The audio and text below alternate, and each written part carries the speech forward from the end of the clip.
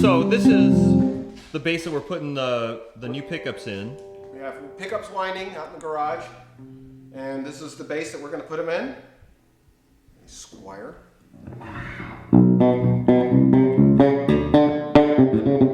And right now we're pretty much wide open. Everything's wide open, and you got, you know, flat setting on the amp. Flat setting. Both pickups on.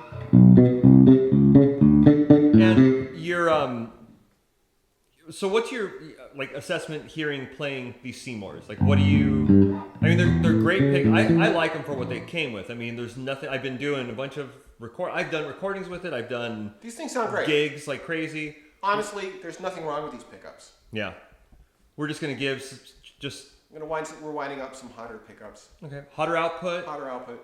A little more headroom perceived, because sometimes I feel like when I'm playing, I reach a ceiling. Like I'm digging in, and I kind of don't feel like I can. It's kind of squashed. It's kind of squashed, which there's nothing wrong with it. It's just that's the nature of that pickup. Yeah. New pickups, more winding. Like, what makes a pickup actually give it a hotter? What makes a pickup hotter? What makes it give it that? When you wind a pickup, when you add more wire, okay, it's going to give a hotter output, and also the magnet that you use. Okay. Today we're using Alnico 5 magnets, and it's going to give you a nice hot output combined with the wire that we're using and the amount of turns. So amount of turns, type of magnet, Alnico. Yeah. More winding. It's going to give you more a hotter output and perceived more headroom, basically. The pickups we're doing, we're overwinding them a little bit. Okay. It's going to come out, and when we overwind pickups, they become a little darker. Okay. Which, this is a bass. It's going to be, make it sound like a bass. So what is This is a pickup bobbin for a jazz bass, 5-string. Okay. These are magnets. This is flat work, which is made of vulcanized fiberboard. And then it's going to turn out like that pickup right there that I'm kind of zooming in on. We're going to wind. So is that the bridge, neck? Which one is that one? This one is, I'll tell you, this one goes in the bridge position. Okay. It's slightly longer, as you can see. Oh, yeah. So because the string spacing is wider as you get closer to the bridge. Okay. So this will be in the neck position. Cool. And then you have your winding tool. This is a Gorman bobbinier. It's an old machine from the... I don't know when this was made, but it's a great machine. It's a great machine. I have the wire coming through here.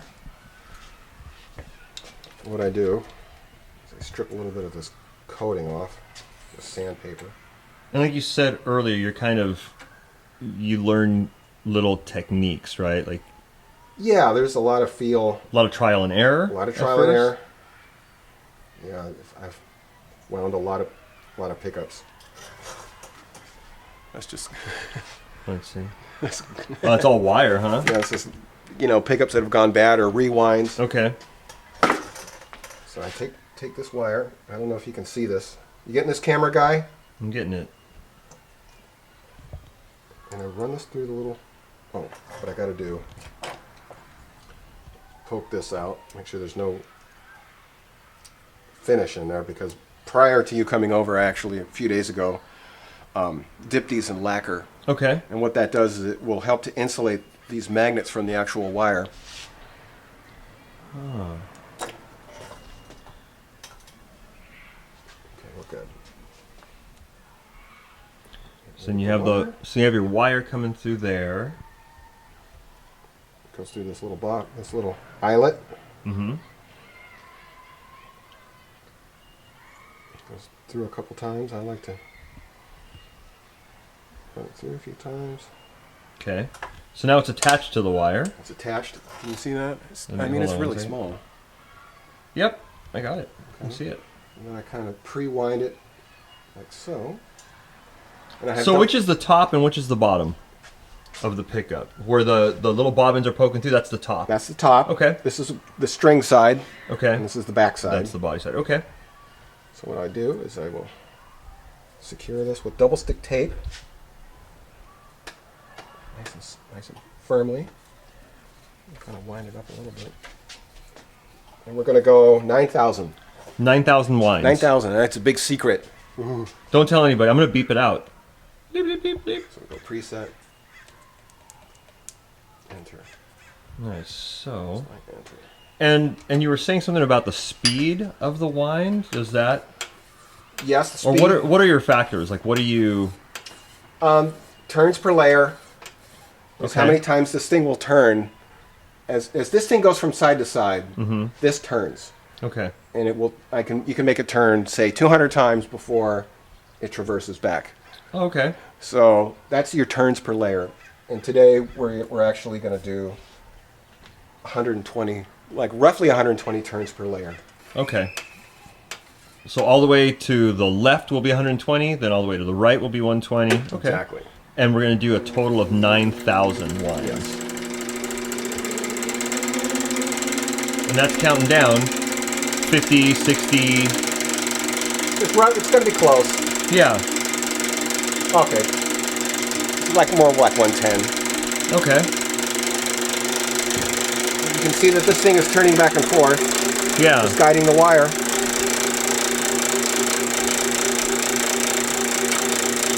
That's cool. I like doing it with the automated traverse as opposed to hand winding because I like the idea of being able to make the same pickup twice.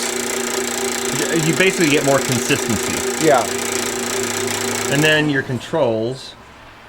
That's a speed control. Speed control. Oh, okay. And this controls the speed of the traverse. Oh, okay. So you start and stop it every once in a while just to make sure that. Wire hasn't flown off. All right. It's kind of boring. You sit here and watch it go. Oh, that's cool. It's my tensioning device back there. Right there. And then the wire is Down below. down there. That's where it feeds it from, huh? Yep. Or gets it from, I should say. Sorry. Cool. All right.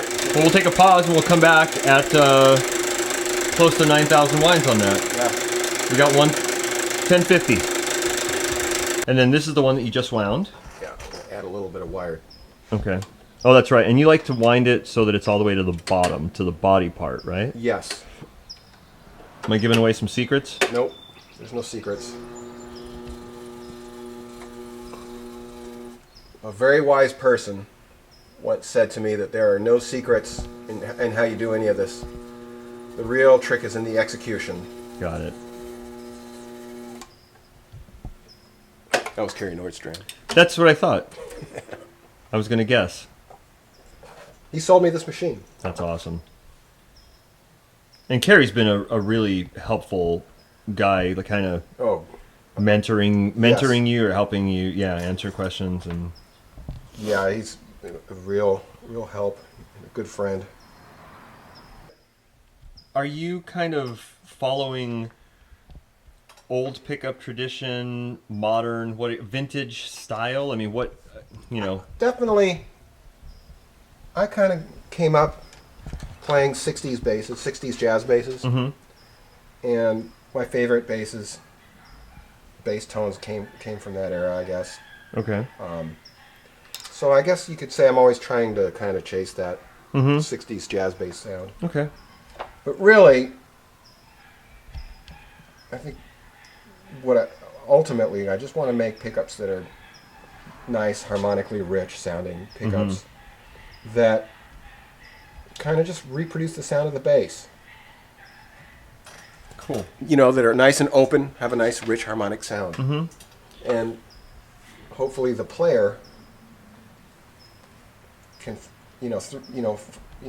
see that as a way to kind of come to his or her own sound. Mm-hmm. And definitely passive. I like passive, Mm-hmm. but there's no rules. Yeah. Okay. And then here you're taking a reading of the pickup, right? Making sure it still works.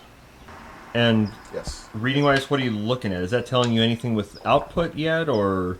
This reads at 9.5 ohms, which is very hot. It's Okay. a pretty hot pickup. What's a typical? Like, let's say a typical vintage jazz bass. I have a vintage jazz bass set right here. Okay.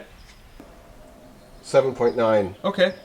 So 7.9, and the other ones were like a 9. Yeah, so Ohms. Okay. It's a lot hotter. Yeah. Cool. Yeah, I like to keep these and use these for references. I sometimes forget how to do this. So this is the bridge pickup, Yes. and it was 8.8. Correct. So it was different impedance, different ohm rating than the bridge pickup. Correct. And you did that on purpose so that they're not matching exactly? Yes. Okay. Pickups have what's called a resonant peak, and I like to have those peaks varied, so that when you blend the pickups together, you get two resonant peaks, and you get a more complex, richer harmonic structure. Okay. The two pickups. I love doing this. Yeah, that's awesome. Now, how many sets of pickups have you wound? Hundreds. Hundreds now, huh? Hundreds. Cool. And that's between guitar and bass and... Yeah. Have you done more bass ones? More guitar. More guitar? Yeah. Oh, okay. 8.91. 8.91. Ohmage will change with different atmospheric conditions. It gets hotter and gets colder. Oh, okay. Okay. Cool. There's the cover. And there... Look at that. Two pickups. So what does the wax dipping process do? Well, what happens is the wax will mix in with the wire and the coils, and it will kind of solidify the coils. Sometimes when you play at higher gain or higher volume, these coils the wires, if they're loose, can oscillate and will create like a real high-pitched squealing kind of sound. Okay. Not a good feedback. It's kind of the bad feedback. Microphonic? Microphonic. Yes. The word? That's the word. I'm glad somebody knows what they're talking about. No, you do. The pickups. Okay. Drop them in the wax, like so. 1, 2. This is my new deal. I just love this. I just think I'm so clever. And you dipped them, leads and all, huh? Yeah, they're all submerged. Okay. Well, the leads aren't. Okay. Take this, and So exactly what is that? this is the vacuum hose to my vacuum pump. Got the lid. I made this little thing with a weather stripping gasket. Okay. I got to step over here. All right. Yeah, I'll change. And this is going to get a little crazy. So that's sucking the air out. Sucking the air out, and we'll suck the wax into the coils.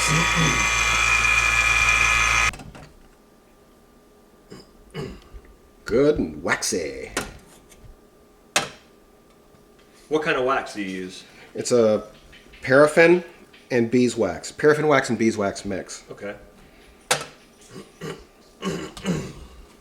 I will also say the coils and the pickups get pretty hot from the wax. Okay. And when we put these in there, it's going to sound a little different. It's going to sound... Over a 24-hour period, Oh. the magnets and the coils are going to come to temperature, cool down. And then, when we play it, when you hear these it'll pickups, sound a little it'll different. sound good, but Okay. the sound will change over time, for the better. Cool. All right. New pickup. And again, you said, will the heat change this one? Yeah, it will. Okay. This will give us an idea. Okay. 8.97. That's our neck. Yep. New pickup, 8.9. New neck pickup, 8.9. In the bridge, we have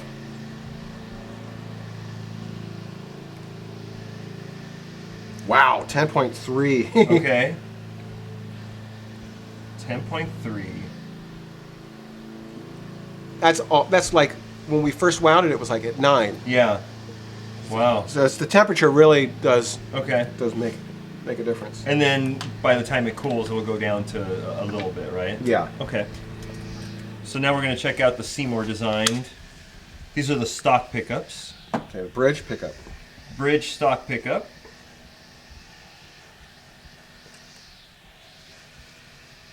$6.75. Wow.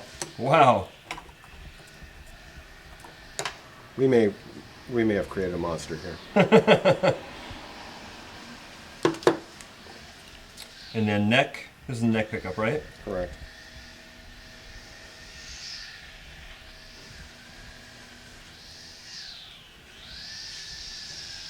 6.52. Wow. Yeah, so we're considerably más caliente. We'll see.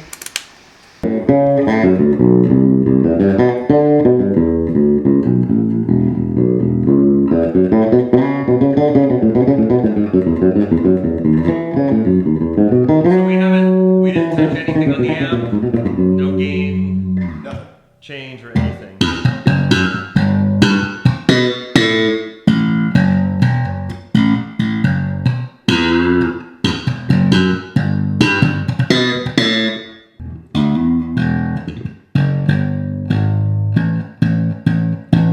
It doesn't feel as compressed. Yeah. It's way more open. Way more open.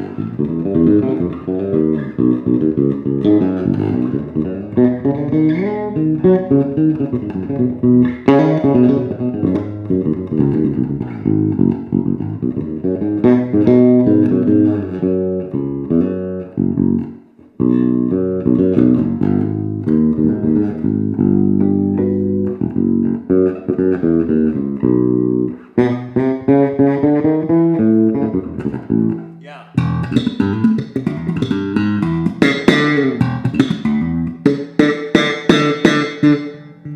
It just has a way more less compressed. Responds to the fingers better. Yeah. It's very. Yeah. Yeah, you touch it and it just kind of does what you want it to do. Wow. Are the magnets, they look a little thicker too in diameter. Are they a little thicker in diameter than normal, or does that make a difference? Yeah.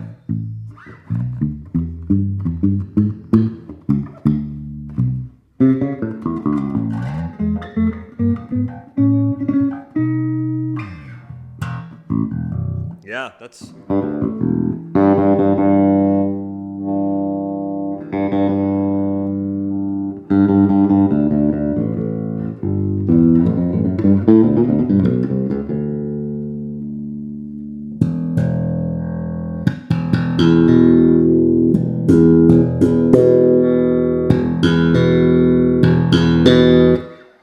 Nice.